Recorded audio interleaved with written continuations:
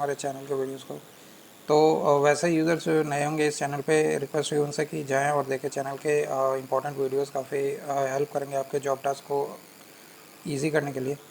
तो चलते हैं हम आज के इस एपिसोड में। बेसिकली अभी एसक्यूएल की एपिसोड चल रही है, तो हमने जो लास्ट की एपिसोड देखी थी जहाँ पे हमने सेट ऑपरेटर्स को यूज़ किया था, ठीक है, जहाँ पे हमने इंटरसेक्ट, यूनियन और यूनियन ऑल और एक्सेप्ट, ये सारे 4 ऑपरेटर्स को यूज़ किए थे।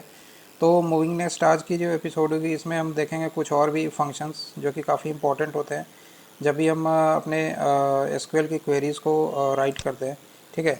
तो आज की जो फंक्शंस होगी ये एग्रीगेटिंग डेटाज होगी, यानी कि इन सारे फंक्शंस को यूज़ करके हम डेटा को एग्रीगेट करेंगे, यानी कि उसको कैलकुलेट करेंगे। तो इसमें बेसिकली हम 6 टाइप्स की 5 और 6 टाइप्स की फंक्शंस पढ़ेंगे। तो देखेंगे उसको प्रैक्टिकली भी ये किस तरीके से हमें रिजल्ट्स देता है अपने एसक्यूएल वर्कबेंच पे, ठीक है। तो काउंट फंक्शन सबसे पहले हम देखेंगे। काउंट फंक्शन, तो ये फंक्शन क्या करता है कि returns the number of record return by the selected query, ठीक है। ये नंबर ऑफ रिकॉर्ड्स को रिटर्न करता है, यानी कि एक काउंट वैल्यूज़ देता है। अगर सपोज दैट हमें सैलरी की काउंट निकालनी है, टोटल कितनी सैलरीज कितने, या फिर एम्प्लॉय आईडी की काउंट निकालनी है, तो हम एक पर्टिकुलर एम्प्लॉय वाले टेबल से तो हम इसकी सिटीज़ की या फिर किसी और दूसरे डेटा की हम काउंट इस काउंट फंक्शन को यूज़ करके निकाल सकते हैं।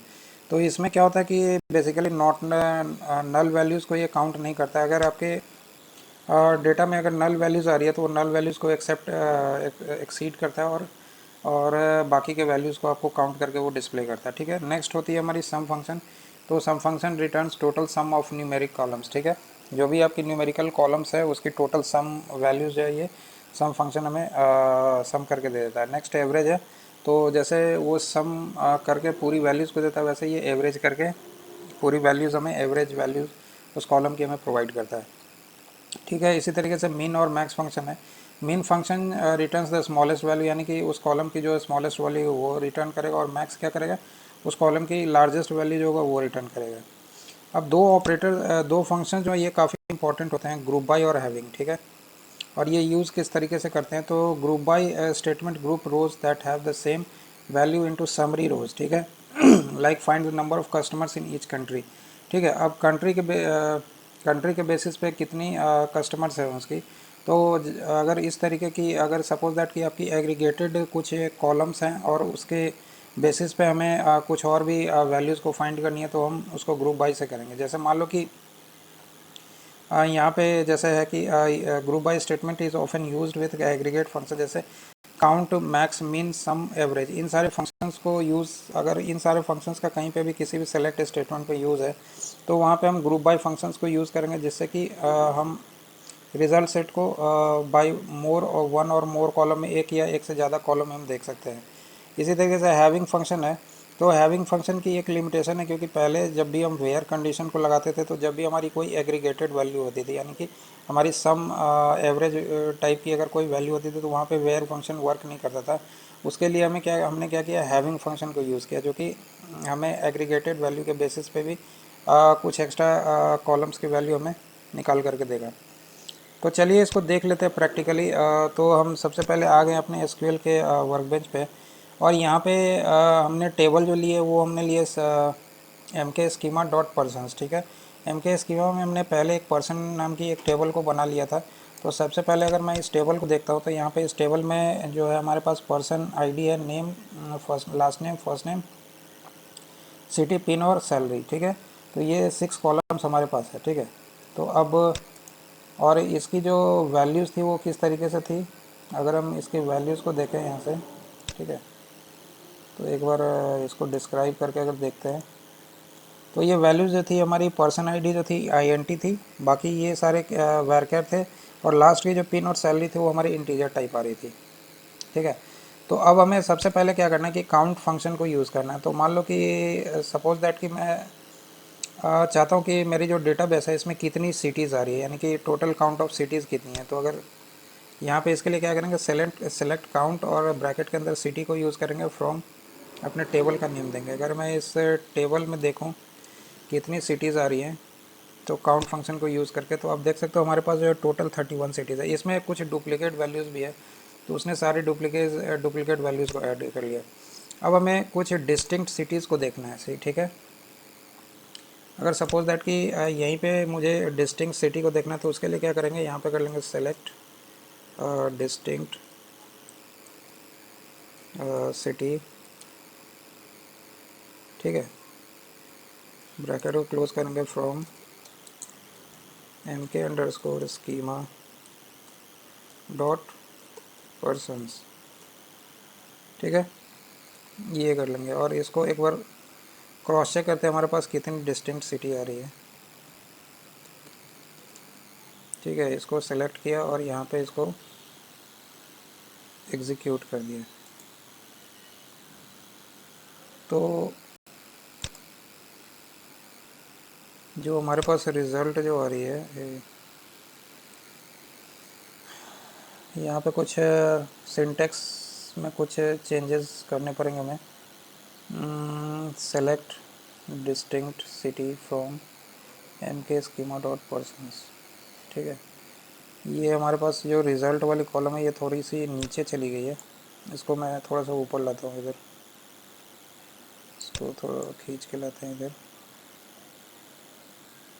और इसको मैं एक बार दोबारा सही करता हूँ, इस क्वेरी को रन, यहाँ पे इसको डिलीट करते हैं, ठीक है। और यहाँ से वापस से करते हैं सेलेक्ट स्टेटमेंट को यूज़, तो कर लिया सेलेक्ट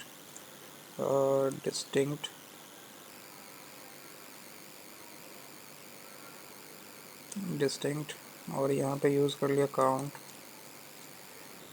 सिटी, ठीक है, from mk schema dot persons, ठीक है। ये हमने राइट कर लिया अपने क्वेरी को, और इसको एक बार देखें कि इसमें कितनी डिस्टिंक्ट सिटी आ रही है। एग्जीक्यूट करते तो हमारे पास 31 टोटल, ये तो हमारी टोटल 31 आ रही है। ये एक्चुअली डिस्टिंक्ट को हमें इसके पीछे डालना पड़ेगा, तो इस वजह से ये यहाँ पे इसको जो है यहाँ पे काउंट किया ना हमने, काउंट यहाँ पे डिस्टिंक्ट कर देते हैं, ठीक है। डिस्टिंक्ट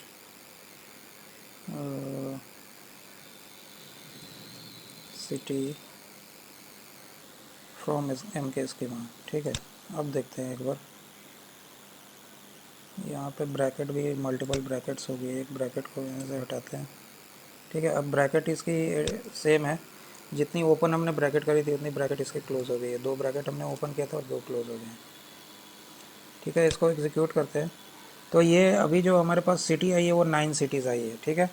और अगर यहाँ पे हमें इसकी सिटीज़ भी देखनी हो तो यहाँ पे अगर आप इसके रिज़ल्ट को यानी कि सिटी के अकॉर्डिंगली इसके काउंट भी देखनी है तो ऐसे भी कर सकते हैं। यहाँ पे सिटी कर दिया और इसको एक बार वापस से एग्जीक्यूट किया, ठीक है। यहाँ पे या तो इसको यहाँ पे सिटी किया है और इसको हमें यहाँ पे ग्रुप बाई करना पड़ेगा, क्योंकि ग्रुप बाई फंक्शन को हमें यूज़ करके उसकी सिटी को क्रॉस चेक करना है, ठीक है। तो यहाँ पे कर लेते हैं ग्रुप बाई और सिटी, ठीक है।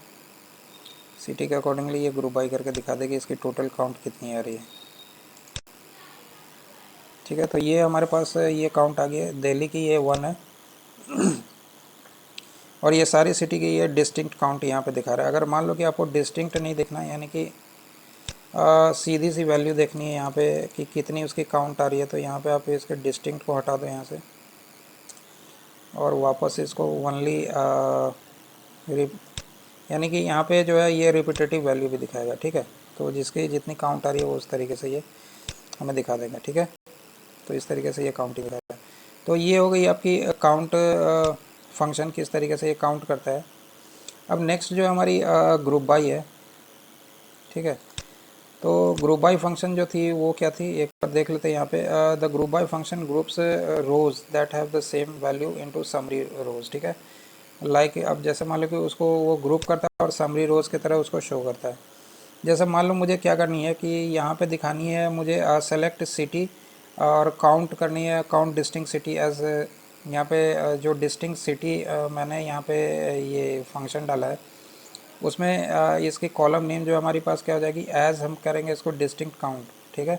From M K schema dot person और ग्रुप बाई इसको कर देंगे सिटी से। तो एक बार इसको अगर करें ऐसे और इसको एग्जीक्यूट करें तो ये इस तरीके से दिखाएगा, सिटी दिखाएगा और उसकी काउंट दिखा देगा। ठीक है, तो इस तरीके से हमने कर लिया। थोड़ा सा हम और भी चेंज कर सकते हैं यहाँ पे इसके ऑर्डर्स को।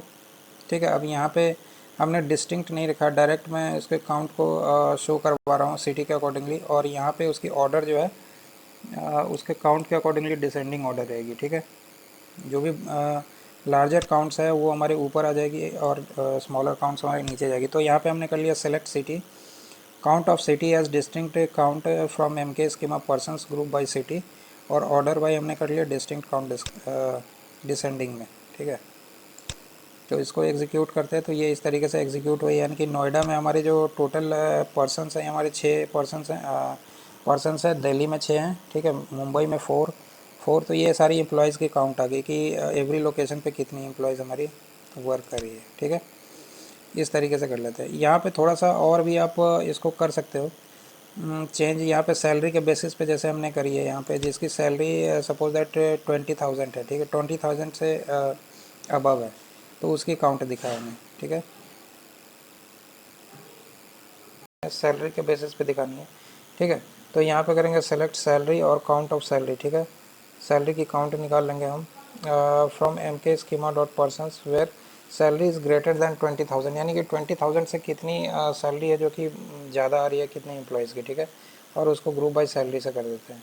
ठीक है, सैलरी के अकॉर्डिंगली इसको ग्रुप बाई करते हैं। इसको अगर हम एग्जीक्यूट करें तो आप ये देख सकते हो कि जैसे 20,000 अभी इसने जो है ना एक ब्रैकेट बना दिया, 20,000 जिसकी सैलरी है उसकी 8 काउंट आ रही है, 25,000 की 4 आ रही है, और इसी तरीके से ये सारे काउंट्स जो है सैलरी की काउंट ये हमें निकाल करके सारे एम्प्लॉयज़ के इसने दे दिए। ठीक है, तो ये आप इस तरीके से इसको यूज़ कर सकते हो, या कंडीशन आप थोड़ा सा डिफरेंट भी हो सकता है इसका। ठीक है, अब हम सम फंक्शन को देखते हैं। तो अब हमें क्या करना है कि सेलेक्ट करना है अपने sum of salaries, total salary करनी है फ्रॉम एम्प्लॉय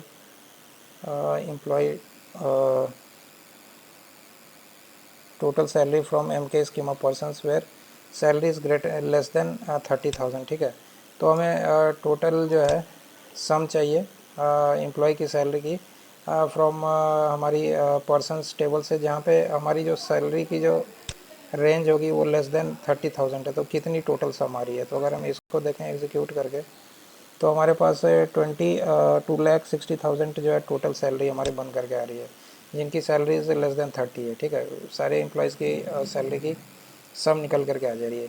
इसी तरीके से अगर आप एवरेज हम करना चाहें, ठीक है, तो एवरेज के लिए हमारे पास AVG फंक्शन है। तो यहाँ पे हम कर सकते हैं सेलेक्ट सिटी।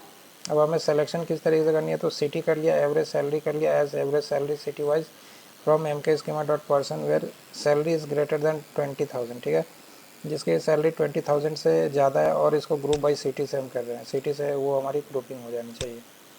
ठीक है, तो ये हम जैसे आप देख सकते हो कि ये यहाँ पे मुंबई, दिल्ली, ग्रेटर नोएडा, ये सब की जो है एक एवरेज सैलरी निकल के आ गई जितनी भी एम्प्लॉयज़ की काउंट थी। ठीक है, उसके अकॉर्डिंगली। ठीक है, यहाँ पे थोड़ा सा और भी आप चेंज कर सकते हो, जैसे मैंने यहाँ पे किया एवरेज सैलरी, इसको एवरेज सैलरी सिटी वाइज किया from M K schema group by city कर दिया, और यहाँ पे ऑर्डर बाई यहाँ पे average salary city wise order कर दिया। ये जो हमने इसकी टेम्प्रोरी कॉलम जो बनी है उसी के बेसिस पे हमने डिसेंडिंग ऑर्डर में इसको सॉर्ट कर दिया। तो अगर इसको एग्जीक्यूट करो तो ये सारे सैलरी जो हैं ये हमारी एवरेज सैलरी डिसेंडिंग ऑर्डर में एग्जीक्यूट हो गई है। ठीक है, तो ये हो गई हमारी। अब हमारे पास अगर मैक्स से मैक्सिमम सैलरी चाहिए हमें पूरे एम्प्लॉय टेबल की, तो अगर हम करते हैं select max salary from table name, तो यहाँ पे ये मैक्सिमम सैलरी निकल करके आ जाएगी। और इसी तरीके से अगर हमें मिनिमम सैलरी चाहिए तो उसके लिए क्या करेंगे, हम मिन कर लेंगे। ठीक है, सेलेक्ट मिन सैलरी फ्रॉम एम्प्लॉय। ठीक है, तो ये हमारी इसकी ये तो मैक्स सैलरी आ गई है। मिनिमम के लिए यहाँ पे ये एक्सप्रेशन मैंने बना हुआ है, इसको अगर एग्जीक्यूट करें तो ये इसकी सबसे मिनिमम सैलरी इस एम्प्लॉय की 20,000। ठीक है, तो ये इसकी मिनिमम सैलरी हो गई।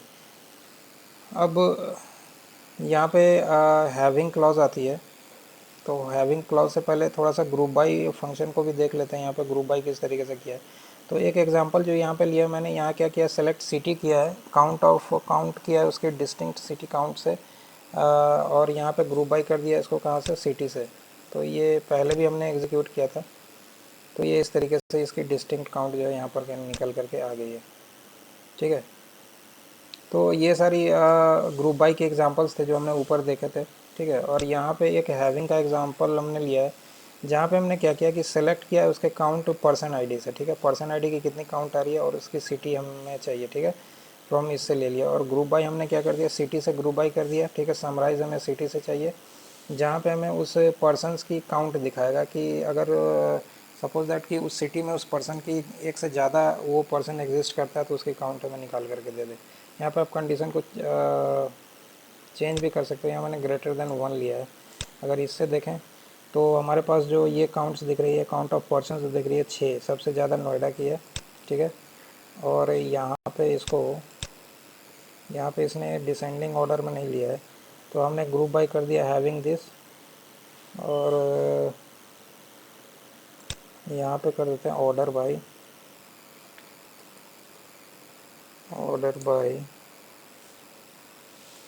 यही वाली ले लेते हैं। ठीक है, काउंट ऑफ पर्सन्स, और इसको कर देते हैं